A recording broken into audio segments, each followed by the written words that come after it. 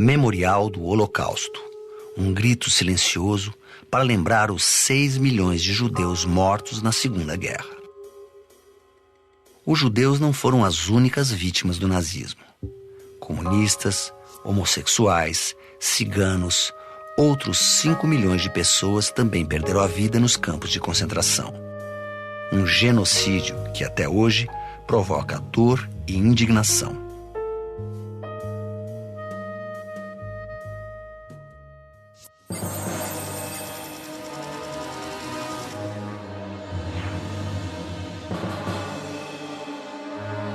O Holocausto é resultado do regime totalitário de Adolf Hitler. Sua ascensão começou depois da Primeira Guerra Mundial.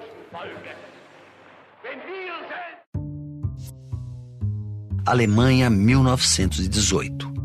O país perdeu a guerra e está destruído.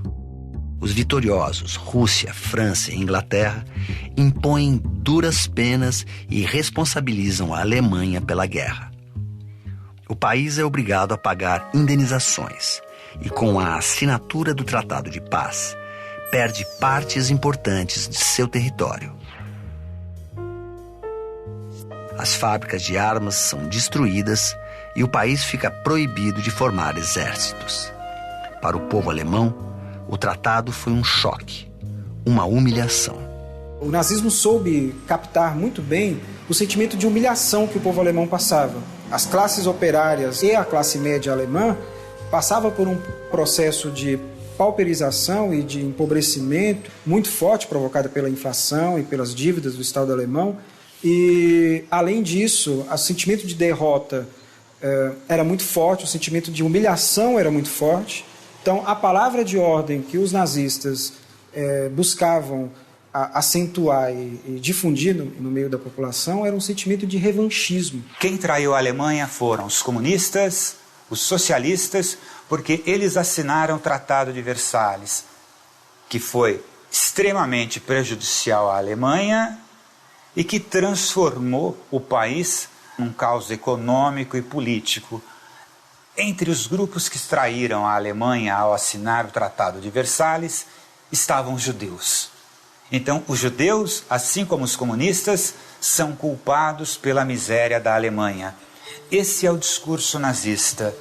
A partir de 1919, a Alemanha mergulha em uma profunda crise econômica e social. Pequenas e médias empresas vão à falência. Apenas as grandes corporações resistem. Sem trabalho, a população vê os preços subirem assustadoramente. Em 1918, uma fatia de pão custava 63 marcos. Em julho de 1923, já tinha chegado a 3.465 marcos. E em novembro do mesmo ano, para comprar uma fatia de pão, os alemães precisavam levar o dinheiro em carrinhos. O preço, 201 bilhões de marcos. O dinheiro comprava tão pouco que passou a ser usado para acender fogo. A maioria da população não conseguia arcar com todas as despesas que que o final da guerra tinha ocasionado. O Partido Nazista surge como uma resposta a essa situação. A Alemanha não era o único país a viver tempos difíceis na Europa. A Itália mudou de lado durante a guerra com a promessa de receber novos territórios. Mas, terminado o conflito, a maior parte das colônias e territórios conquistados ficou com a França e com a Inglaterra. Para as grandes indústrias italianas, a guerra também não terminava com lucros. Os salários dos operários foram reduzidos e, em 1920, uma greve geral mobilizou mais de 2 milhões de italianos. Na política, a Itália estava dividida. De um lado, os partidos de orientação socialista e comunista. Do outro, o nascente partido fascista de Benito Mussolini. A base do pensamento fascista nós podemos encontrar em alguns itens, né? O nacionalismo exacerbado. Ele dizia que o Marx afirmava que a história era a luta de classes. E o Mussolini dizia não. A história é a luta entre nações. nações proletárias e as nações burguesas. E a Itália era colocada por ele como uma nação proletária, uma nação jovem que devia lutar contra as nações ricas para ter o seu espaço. Benito Mussolini ganhou popularidade. Ele era a resposta aos anseios da burguesia. Prometia restabelecer a ordem e conter o avanço dos comunistas. Para lutar por isso, Mussolini criou uma organização paramilitar, os Camisas Negras. Em nome do nacionalismo e do anticomunismo, eles perseguiam grevistas, atacavam jornais e sindicatos. Apenas em 1921, os Camisas Negras foram responsáveis pelo assassinato de 600 pessoas. A violência, como era justificável para o Mussolini, desde que ela fosse em defesa dos princípios que norteavam o Estado, a disciplina, o respeito à hierarquia, o respeito às ordens do Duce, crer e obedecer. Esse é um lema fascista. Então, o camisa negra, ele tem que crer na palavra do Duce e obedecer. Se ele manda espancar, devemos espancar. Ele tem um lema muito interessante, que era colocado inclusive nas escolas, de que é melhor viver um dia como leão do que 100 anos como cordeiro. Então ele dizia, olha, essa violência é porque eles são leões. E a violência não é uma violência gratuita. As demonstrações de poder dos fascistas eram grandiosas. Em 1922, milhares de camisas negras desfilaram sobre Roma exigindo o comando do país. Com o apoio dos industriais, dos militares e de alguns juízes, o rei demitiu o primeiro-ministro. Benito Mussolini, il Duce, como ficou conhecido, assumiu o governo. Un'ora segnata dal destino batte il cielo della nostra pátria.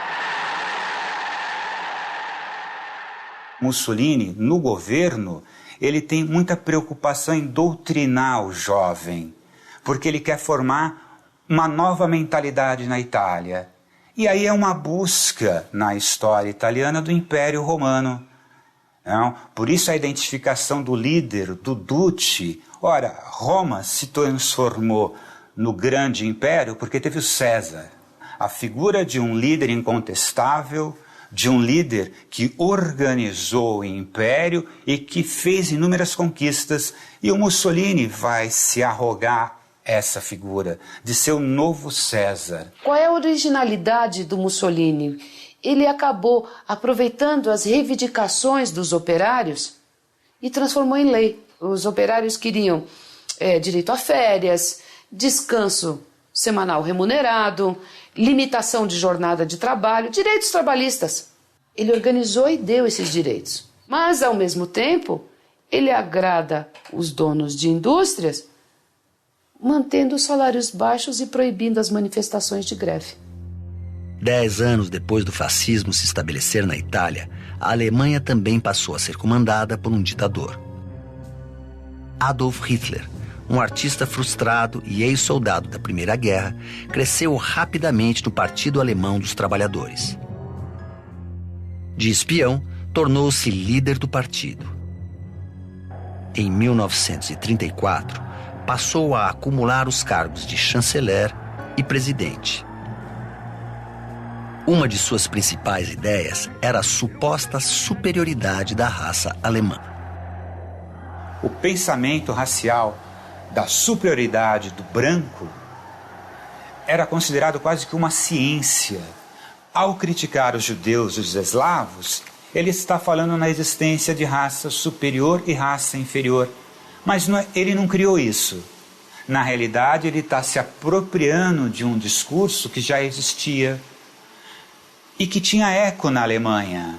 Vários partidos nacionalistas já usavam esse discurso. Na realidade, o Partido Nazista não é o único partido racista na Alemanha. Você tinha vários outros, só que o Partido Nazista é o que vai ter sucesso eleitoral.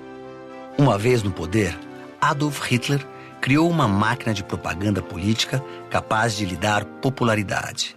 Com discursos inflamados e estratégias de comunicação avançadas, criadas por seu ministro da propaganda, Joseph Goebbels, ele mobilizou multidões.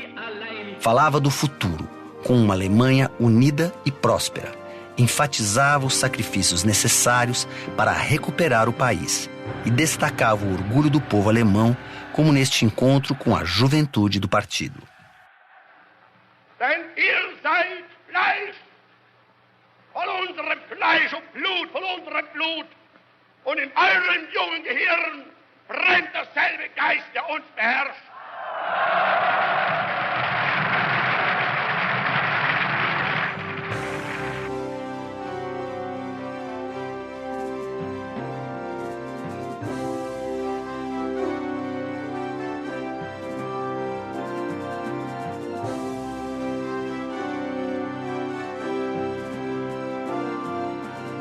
O partido nazista exercia forte controle dos meios de comunicação.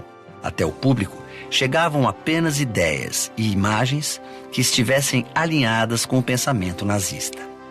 A máquina de propaganda de Hitler era tão sofisticada que tinha sua própria cineasta, Leni Riefenstahl. Os filmes de Leni ajudaram a recuperar a autoestima e o orgulho dos alemães. Para isso, ela criou imagens nas quais o líder alemão era sempre associado a ideais de harmonia e grandiosidade. Um enquadramento de câmera diferente, ela dava ao líder que estava ali, né, como a figura principal do regime nazista, uma outra percepção, que é uma percepção dele gigantesco, dele como herói. Então, assim, a técnica aliada à ideologia, ela soube fazer esse casamento. De um lado, as imagens de Leni Riefenstahl, que associavam o nazismo à beleza. De outro, a marca do horror.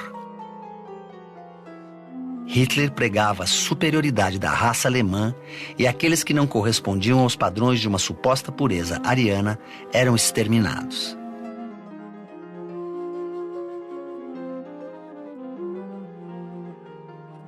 Os primeiros campos de concentração na Alemanha, na realidade, são para comunistas, para socialistas, para anarquistas e para inimigos potenciais, como os miseráveis. Então você imagina que num dia você sai na rua e ela não tem pobre, ela não tem miserável. Isso te dá uma visão de que, olha, a segurança, ele está resolvendo o problema. De que forma? Limpando as ruas. Ciganos, deficientes físicos e mentais, homossexuais, todos foram vítimas do nazismo.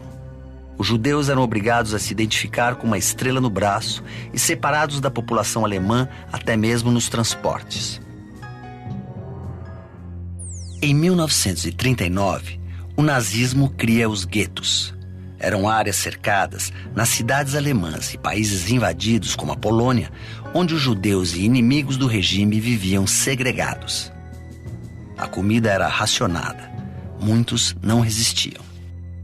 A acusação de que os problemas alemães era por conta dos judeus, dos ciganos, dos homossexuais, especialmente dos judeus, a política antissemita foi uma política sistemática do Estado nazista alemão. O antissemitismo não tem origem no nazismo.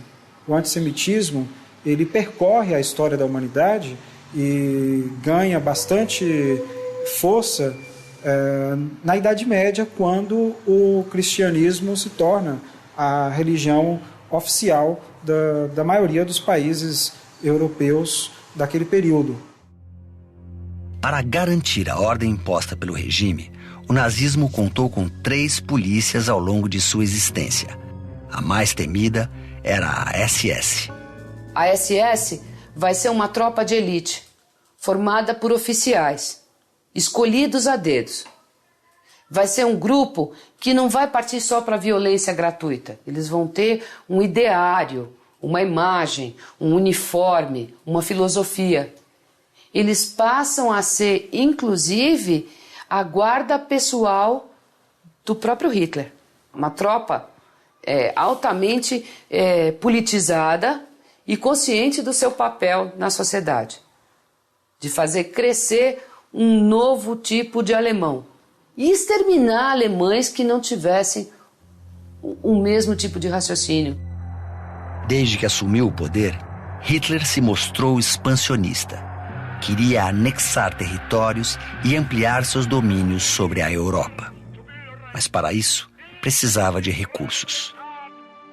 Apoiado por um sentimento popular de revanche, ele tratou de recuperar a economia e fortalecer militarmente a Alemanha.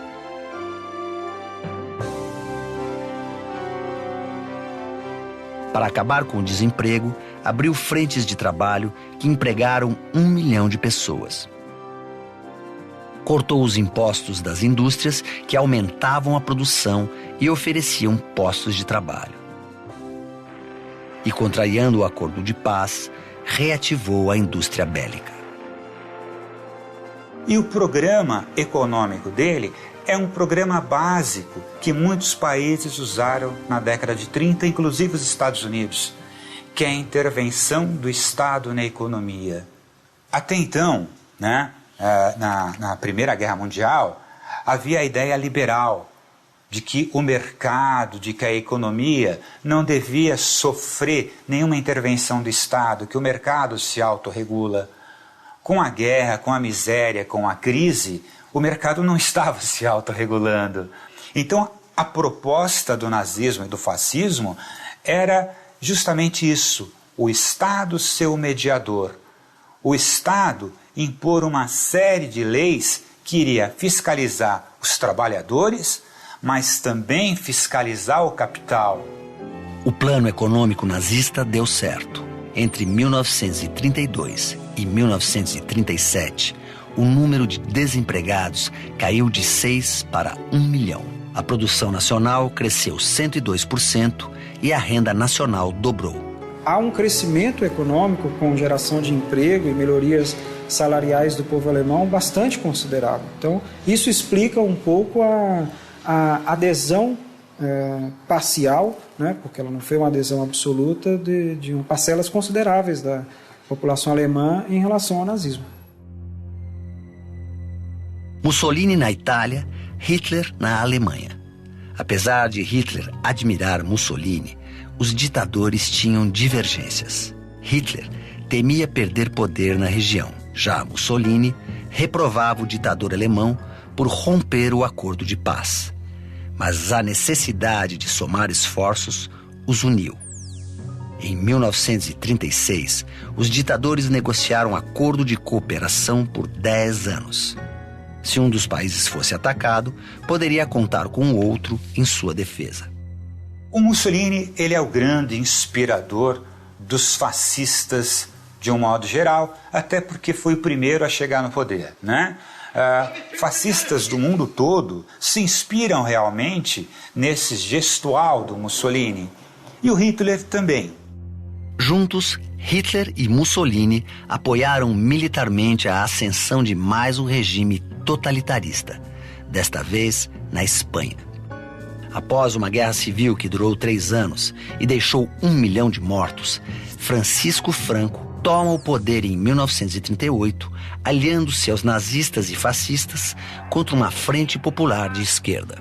Mussolini e o Hitler mandam apoio imediato a Franco. E o Mussolini, um apoio muito mais explícito. O Mussolini manda milhares de combatentes. A Guerra Civil Espanhola é talvez um grande termômetro do que vai ser a Segunda Guerra Mundial, já que de um lado estavam comunistas, anarquistas, liberais, defendendo a República, e de outro estavam os nacionalistas e os falangistas espanhóis, que são os fascistas.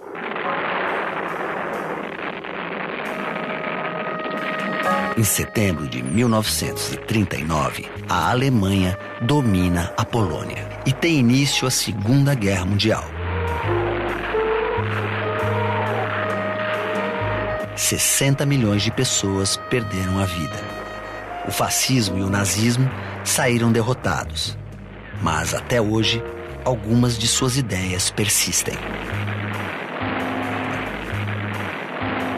O preconceito e o racismo persistem na história da humanidade. E, em alguns momentos, esse preconceito e esse racismo ganham a forma de manifestações políticas organizadas.